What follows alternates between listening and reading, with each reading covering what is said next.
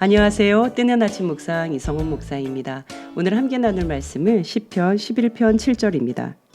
여호와는 의로우사 의로운 일을 좋아하시나니 정직한 자는 그의 얼굴을 배우리로다. 아멘. 표제에 보면 다윗의 시라고 적혀져 있습니다.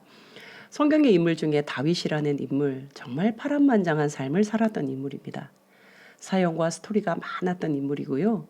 우여곡절, 사건, 사고가 누구보다 많았던 사람입니다.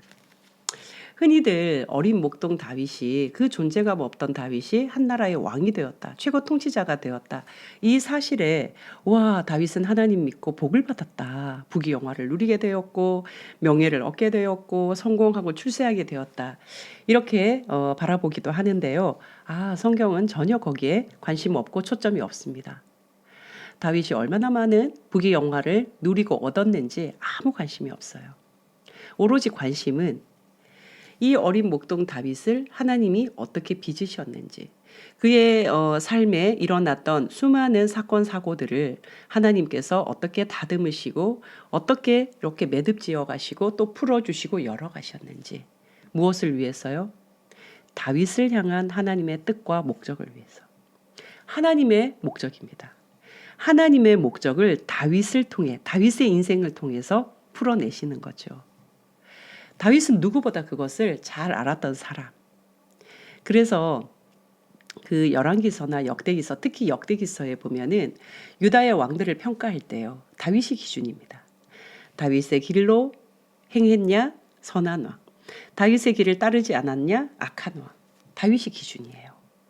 그 다윗을 통해서 하나님은 선과 악을 가르시는데 그 이유는 다윗이 하나님 바라보기, 하나님 앞에서 진정한 삶, 이것이 하나님의 마음과 딱 통했기 때문이에요.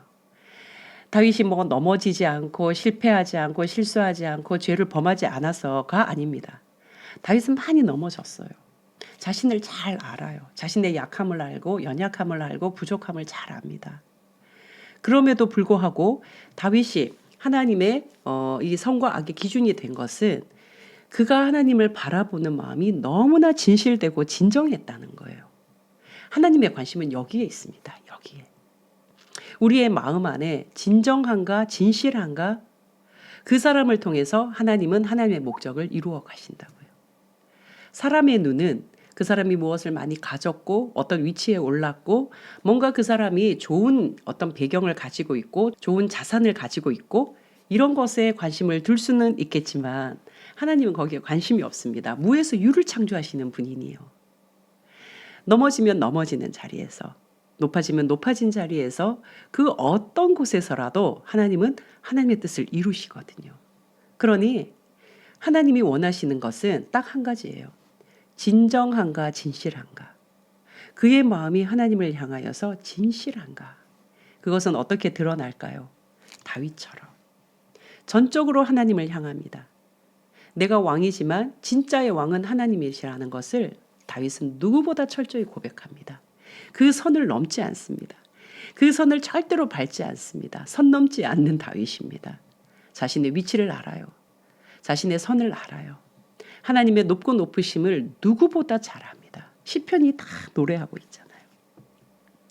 그래서 저는 다윗을 바라보면서 넘어지는 대표, 넘어짐의 대표, 실패의 대표, 수많은 사건, 사고, 우여곡절, 그 억울함, 부당함, 정말 지칠 대로 자신이 내몰리는 그런 상황에 놓여 있었던 다윗. 미친 채 하며 침을 흘리며 비굴하며 비참해지는 그 모든 상황에 다윗은 그런 시간들을 통해서 내면을 단단하게 다져가는 것 같아요. 넘어지고 많이 넘어져 본 사람이 일어나는 법을 알아요. 넘어지지 않은 사람은요, 일어나는 법도 모릅니다. 넘어졌을 때, 첫 번째 넘어졌을 때와 10번째 넘어졌을 때는 일어서는 힘이 달라요. 일어설 때의 마음가짐도 다르고 표정도 다릅니다. 내공이 다른 거죠. 제가 참 좋아하는 시인인데요. 박노해 시인의 넘어지기라는 시가 있습니다. 제가 한번 읽어드릴게요. 넘어지기. 많이 넘어져 본 사람은 안다. 넘어지는 것에도 내공이 있다고. 자꾸 넘어지다 보면 그것은 겸손하게 절하고 또 절하며 뿌리 깊은 걸음으로 일어서는 거라고. 성공이란 남보다 덜 넘어지고 남보다 앞서가는 게 아니라 정직하게 넘어지며 지금의 나보다 더 잘하려고 분투하는 것이라고. 넘어지는 횟수보다 일어나는 횟수가 아름다운 성공이라고. 너무 좋지 않습니까? 넘어지는 횟수보다 일어서는 횟수가 한 번 더 많을 때, 그것이 인생의 아름다운 성공이라는 거예요. 우리가 일어선다 할 때 그 일어서는 것이 뭔가 대박나는 그런 게 아니에요. 삶을 살아내려는 의지, 하나님을 바라보려는 의지, 요거예요.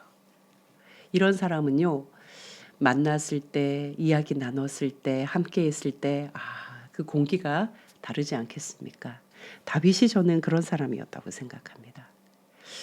11편 1절에 보면은 다윗이 지금 환난 때, 위기 때 아주 지금 급박한 상황이에요. 새가 되어버린 듯이 아무런 힘 없이 그냥 사냥꾼의 표적이 된 그 새가 된 다윗입니다. 많은 사람들이 다윗을 향해서 안전한 곳, 저 산으로 도망가라고 이야기를 해요. 그런데 다윗은 나보고 왜 산으로 도망가라고 하지? 산이 왜 영원하다고 말하지? 산이 왜 안전하다고 말하지? 나는 나에게 산이 안전하지 않아. 나에게 안전한 곳은 바로 하나님이야. 1절에 내가 여호와께 피하였거늘 너희가 내 영혼에게 새같이 내 산으로 도망하라 함은 어찌함인가. 다윗은 하나님에 대한 뿌리박기, 뿌리 내리기, 아주 단단한 뿌리를 내리고 있는 사람입니다. 이게 하루아침에요? 아닙니다. 무한한 넘어짐의 반복으로 이 내면에 깊은 뿌리 박힘이 생긴 거예요. 그러면서 다윗이 마지막 절에 오늘 본문이죠. 여호와는 의로우사 의로운 일을 좋아하시나니 정직한 자는 그의 얼굴을 배우리로다. 얼마나 기가 막힌 고백입니까? 나는 하나님 앞에 의로운 삶을 살고 싶습니다. 그 길을 가겠습니다. 여기서 의롭다는 것은요, 완벽하다, 완전하다가 아니에요. 하나님을 향하여 진정한 마음을 가진다는 뜻입니다. 그 진정한 마음은 하나님 좋아하시는 거 나도 좋아할 거야, 이거예요. 하나님이 기뻐하시는 거 저도 기뻐하겠습니다, 이 고백입니다. 하나님 뭘 기뻐하시나요? 뭘 좋아하시나요? 정의를 행하고 공의를 행하는 겁니다. 약자들을 도와주고 힘없는 사람들의 손을 잡아주는 겁니다.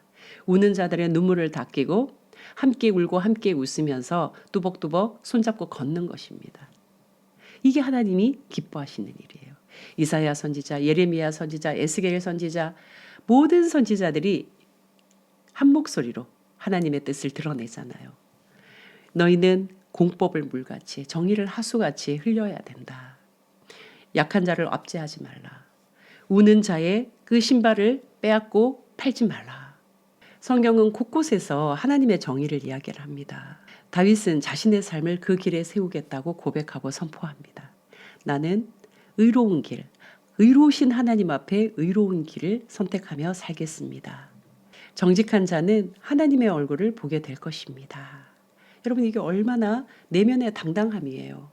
우리가 정직을 행하지 않으면 하나님 바라보는 거, 하나님 나 쳐다본다 할 때 두려움이 생기지 않겠습니까? 하나님, 내가 넘어지고 실수하고 실패하지만 그래도 내 마음 중심 하나님이 너무나 잘 아시죠? 바로 이 정직한 마음을 가진 사람이요, 하나님의 얼굴을 보게 된다는 거예요. 사랑하는 뜨아 가족 여러분, 많이 넘어져 본 사람이 일어서는 법을 안다. 우리 기억했으면 좋겠습니다. 넘어지는 것 두려워하지 마시고 그 넘어짐을 통해서 나의 내면을 단단하게 뿌리 내리시고 그 손길 가운데서 하나님이 나에게 무엇을 채우려고 하시나, 무엇을 제거하려 하시나, 무엇을 빚으시는가 몸을 맡기시고 내 삶을 맡겨드린다면 정말 내 삶 가운데 하나님 일하시는 것을 보게 되리라. 이것이 우리의 가장 큰 행복이리라 저는 믿어 의심치 않습니다. 우리 뜨아 가족의 모든 삶이 하나님 앞에서 의로우시기를, 정직한 자의 삶이 되시기를, 그래서 하나님 배웠기를 즐겨하고 기뻐하시기를 진심으로 축복드립니다. 여러분, 다음 주에 또 뵙겠습니다. 샬롬.